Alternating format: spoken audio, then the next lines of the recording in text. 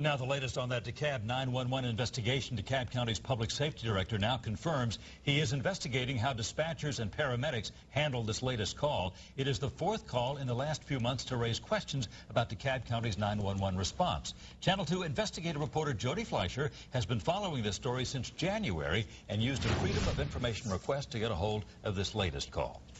I was killed over in the bed to where I could barely get any air down my throat. When Travis Height woke up around 4 o'clock last Friday morning, he was in anaphylactic shock. His throat was closing from an allergic reaction to pine nuts. His fiancée called 911 and gave their correct address. Here's the dispatch.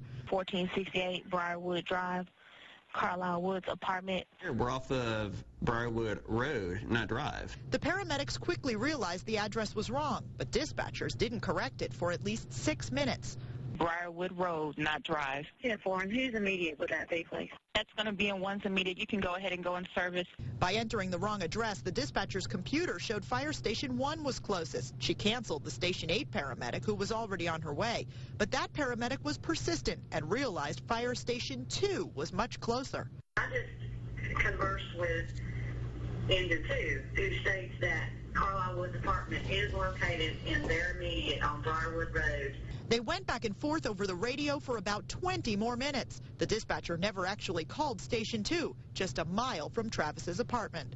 Had I not had my EpiPen, there's no doubt I'd be dead, period. At this time, 1, 2, or 8, whoever's in the area, if you can be en route to the call. Well, I was mad, but, above me on anything, it's just I was scared. And I'm sitting here thinking, I'm not going to see my wedding day. Travis says the paramedics finally arrived after 34 minutes.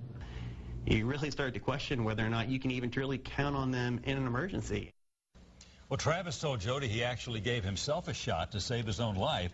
He says that started to take effect before the paramedics even got there. He says he called over here to the Public Safety Department on Monday to complain about the handling of the call, and he was told it's already under investigation, and he hasn't heard from anyone since. And we have more details. Questions about DeKalb County's 911 response drew attention in January after a woman died because fire crews couldn't find her home. The crews told Channel 2 the 911 dispatchers didn't give them all the information they needed. And we also told you about a call from a DeKalb soccer stadium 2 weeks ago. A teenager collapsed with a head injury, and 911 didn't tell the ambulance how to get there.